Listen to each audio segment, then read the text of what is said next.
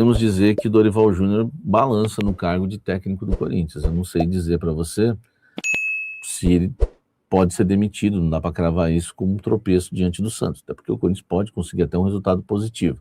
Se, por acaso, né, o Corinthians for derrotado na Vila Belmiro, eu não vou garantir que o Dorival vai sair, não sou maluco, né? Acho que se alguém garante alguma coisa, vai ser demitido contra o Curitiba, e não for, fica feio. Vai ser demitido contra o Santos, e não vai, ficar feio. Então não é assim que eu trabalho. Então não vou garantir isso para vocês, mas ele está balançando, há uma insatisfação em relação ao trabalho dele. É claro que tem algumas coisas assim que a diretoria entende que o Dorival passou dos limites na visão da diretoria, tá? Deixar bem claro aqui. Entrevista do Zacaria, entrevista do André principalmente, aí foi a gota d'água do André, há um desgaste entendendo que o Dorival não tem que ficar palpitando em questões da diretoria, tá? Fora isso, né, após a derrota de ontem, mais um tropeço, o time não jogando bem, foi contra o Novo Horizontino, foi contra o Coritiba, e não só a derrota é a maneira que o time está jogando, mas também eles estão insatisfeitos com o Dorival em relação à gestão do elenco, porque o Bidu falando bobagem na coletiva, o Memphis andando em campo, o Memphis pedindo para contratar jogador, enfim, a gestão começa a ser também contestada pela diretoria, tá? Eu não estou dizendo que eu concordo com isso, mas enfim, estou passando para vocês aqui, né, o que falam lá dentro, né, do Corinthians, tá? E o nome que agrada já é o nome de Cuca, que eu vou falar para vocês agora, tá? Com exclusividade. Quero deixar uma coisa bem clara aqui, tá? Não foi o presidente Osmar Stabile que colocou o nome do Cuca na mesa, né? As pessoas que estão em volta do presidente Osmar Stabile, que tem muita influência, né, com o Osmar Stabile, gostam do nome do Cuca, tá? E uma delas, inclusive, já fez até um contato, né, para saber se gostaria ou não, tá? Mas é um nome que não é um nome do Osmar Stabile, né? É um nome que o Osmar Stabile já ouviu, porque eu ouvi, são pessoas que estão à volta dele, mas, né, eu não sei se na verdade, do agrado do presidente Osmar Stabile, se ele, por exemplo, trocaria, né, o Dorival Júnior pelo Cuca, tá? Mas algumas pessoas que estão em volta do Osmar e que têm influência com ele, né, dizem que não dá para continuar com o Dorival e que o Cuca seria um nome bem interessante. Inclusive, essas pessoas têm contato com o Cuca, tá? Tem uma boa relação com o Cuca. É um nome que eu falei que vai dar problema, porque já deu, né, confusão na gestão do Duílio, enfim. E aí, quando eu falei isso, me responderam o seguinte: não é o único nome. Outros nomes já são comentados também em volta, né, ali do presidente Osmar Stabile, tá? Mas não é o Osmar em si que está pensando no Cuca, enfim, ou em outros nomes, mas são as pessoas que estão em volta dele ali já, né, cornetando ali, pedindo a demissão do Dorival, né, em caso de derrota, enfim, pedindo a demissão e se continuar o trabalho da forma que está. Não vou falar em caso de derrota contra o Santos exatamente, mas gostam do Cuca e têm um bom contato com o Cuca, tá? É isso. Vamos para os problemas do Timão. Dorival Júnior, que eu elogio, que merece muitos elogios por tudo que fez no Corinthians desde que chegou, inclusive com títulos conquistados, inclusive com descobertas de soluções em vários momentos. É preciso dizer que desta vez, neste recorte recente de um mês de ausência de Yuri Alberto, ele não conseguiu dar um jeito no time. Não conseguiu. Ele não conseguiu encontrar uma solução dessa vez. No ano passado, quando o Yuri se ausentou, e muitas vezes o Memphis estava fora ao mesmo tempo, e o Garro também, o Dorival chegou a usar um ataque com o Kaique e o Guinegão. E funcionou. Em vários momentos, quando ele teve transferban, não teve reforços, ele descobriu um André.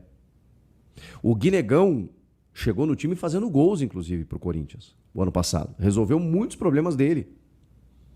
O Dorival encontrou soluções em vários momentos. Sem a possibilidade de reforços, ele pegou o Fabrício Angileri, muitas vezes, baixava para um terceiro zagueiro, até o Ranieri jogava nessa função. Ele transformou o Bidon no meio armador, na ausência do Garro. Cara, tudo isso o Dorival tem de mérito. Neste recorte recente, repito, de um mês para cá, o Yuri Alberto saiu do time e o time naufragou. Muito também por conta, não apenas do Dorival, mas de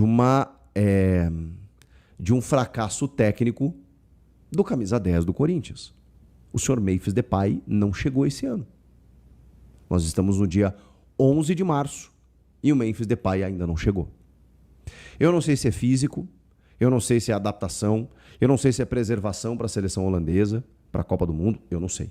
Eu só sei que o Memphis Depay, tão importante em vários momentos, de 2024 para cá, desde a sua chegada, um cara que eu valorizo, um cara que eu sempre cito aqui, que não sei se vale o que custa, mas que ele já fez história no Corinthians, por tudo, mesmo sem ganhar títulos, já teria feito. Ganhando, então, porque ele foi protagonista, inclusive, nessas conquistas.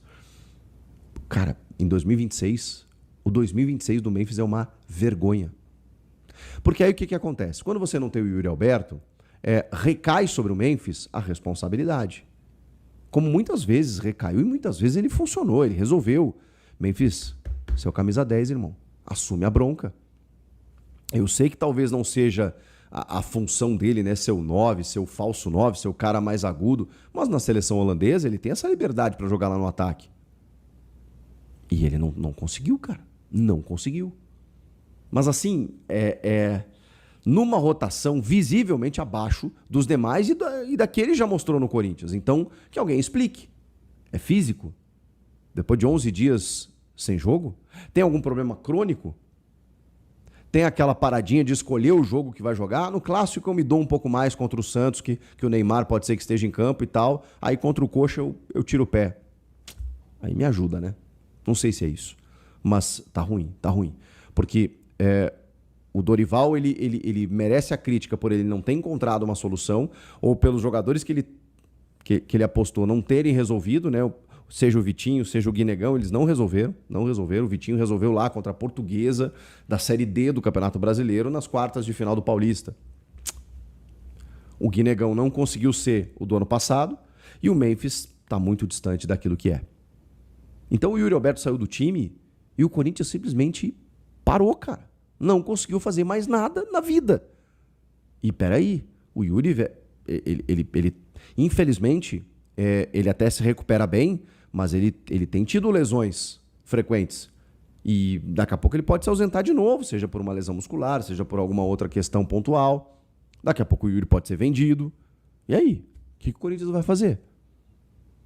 Ok, tem o Lingard, né, que foi apresentado, que vai chegar e tal daqui a pouco, mas ele não é esse cara.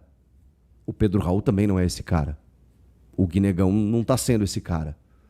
Mas aí é mecânica de jogo, é sistema, porque, pô, eu passei um pano danado pro Corinthians na eliminação do Paulista, dizendo, gente, 9 jogos em fevereiro. Pô, o nível técnico diminui quando você tem desgaste, os caras estão jogando de 3 em 3 dias. Mas o que eu vou dizer agora? Depois de 11 dias, cara, os caras só treinaram, recuperaram jogadores. Pô, estavam diante da torcida e tomaram 2-0 do Coxa e um totó, tá? E um totó. Ah, volume de jogo. O Corinthians ficou com a bola. Ponto. Fez nada. O Garro. Cara, o Garro fez uma das piores partidas que eu vi dele com a camisa do Corinthians. O Breno Bidon começou bem. Primeiro tempo o cara ensaiou ali que eu falei, pô, o Bidonzinho tá no dia hoje. Não tava. Matheus Bidu começou bem também. Eu falei, hoje vai. Arrancadas pelo lado esquerdo. Não foi. Então, cara, assim, até a defesa tão elogiada nos últimos tempos aí, do Gabriel Paulista com o Gustavo Henrique, foi mal. Os dois foram mal. Então, assim, quando todo mundo erra na prova, a culpa é do professor. E o time todo foi mal. Eu não posso só acreditar a salto alto, falta de vontade, porque isso é simplista demais. Eu tenho que entender que o treinador do Corinthians, que não estava à beira do campo, estava o seu filho, né, ou o seu auxiliar, porque ele estava suspenso, mas ele monta o plano tático do jogo, que ele tem que encontrar soluções onde muitas vezes não existe. Ano passado ele fez isso. Esse ano não. Ele não está fazendo. Então, cara, enquanto o Yuri não voltar, eu não sei, o Corinthians tem uma dificuldade de criação e é curioso, porque o Yuri ele é a ponta final dessa criação. O que não funcionou hoje também foi o setor de meio. O Alan foi o primeiro volante. Acho até que ele tentou fazer a parte dele, com um passe mais entre linhas, né? Tentou girar uma bola, porque o Coritiba marcou muito bem. Então o Corinthians não tinha muito espaço, tinha que rodar a bola para lá, para cá e tal, tentar um passe. E aí ele buscava o Bidon, buscava o Garro. Só que os dois, os médio apoiadores, né? Eles pegavam a bola na frente da defesa do Coritiba e eles não sabiam o que fazer. Aí tentava um chute mascado, tentava lateralizar o jogo, cruzamento, a bola estourava na zaga. Quando ia para a área, o Coritiba salvava. O Corinthians não conseguiu atacar, cara. Não conseguiu atacar. Impressionante. Aí no segundo tempo ali, né, meio que no abafa, construiu uma jogada ou outra e tal, mas ficou muito longe. O Corinthians sempre ficou muito distante de empatar o jogo, de buscar alguma coisa diferente na partida que não fosse a vitória do Coxa. O Coxa, quando o Corinthians ficava com a bola, ia lá numa bola, pum, 1-0. Quando o Corinthians, bom, vamos empatar, não sei o quê, 2-0. O Coxa foi soberano, cara. E isso é preocupante. Porque, embora o Coxa esteja fazendo campanha, esteja bem treinado e tal, é um time que recém veio da Série B e que não vai, em tese, na minha opinião, disputar a mesma coisa que o Corinthians. Ou vai? Ou o Corinthians vai disputar a mesma coisa que o Coxa? O que o Coxa vai disputar esse ano? Você sabe, né? Permanência. O que vier é lucro. Se o Coxa chegar numa Libertadores, eu não acredito que isso vai acontecer. Agora, do Corinthians, eu espero mais. Contratou mais, tem mais recursos técnicos.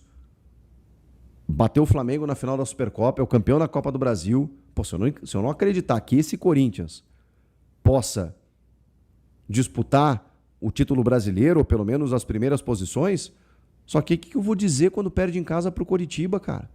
Esses pontos não voltam mais. Você vai ter que ganhar lá no Couto Pereira. E ainda beliscar alguns outros pontos improváveis para você tentar tirar essa derrota. Compensar essa derrota. Aí depois o Dorival meio que enlouqueceu, percebeu, né? Que nada do que ele estava fazendo estava dando certo, o Dorival, o Lucas Silvestre. Mexeu em 4 posições, aí meteu Pedro Raul, meteu Vitinho, meteu o Carrilho para fazer a função de primeiro homem, né, de buscar a bola e tentar uma armação. Errou tudo também o Carrilho que tentou. Até deu uma bolada no menino Jaci aí que acabou sendo tirado de ambulância aí por conta de uma concussão. Toda a recuperação para ele. E o Zaca entrou lá no lugar do Memphis, porque realmente o Memphis tinha que sair.